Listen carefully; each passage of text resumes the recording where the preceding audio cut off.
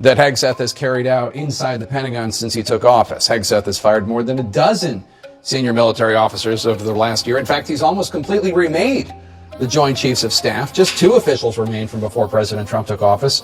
Marine Corps Commandant General Eric Smith and Chief of Space Operations General B-Chan Saltzman. Now, you might have noticed if you look at that photo, Hegseth's version of the Joint Chiefs, those are entirely white men, despite the fact that as of 2024, nearly 33% of active duty service members are of color, and nearly 18% are women.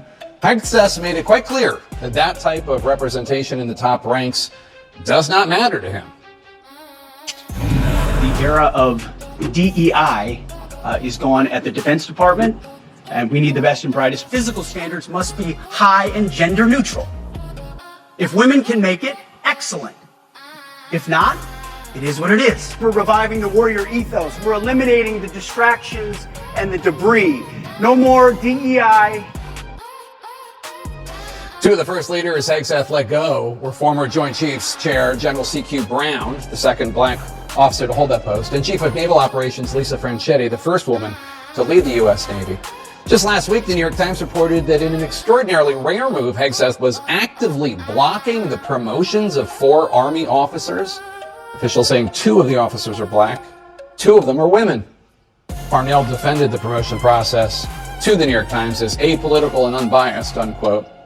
The New York Times reports that Army Secretary Dan Driscoll repeatedly refused to let Hegseth strike those officers' names from the promotion list.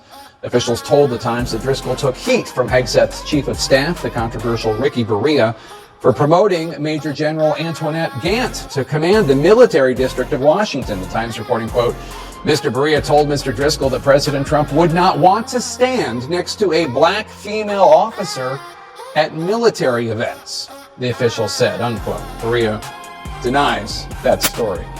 Driscoll is someone Hegseth perceives as a threat, sources tell CNN. Unsurprisingly, he has worked closely with the now retired General Randy George. Hegseth's firing sprees targeting women, targeting people of color, or even just those he feels personally threatened by.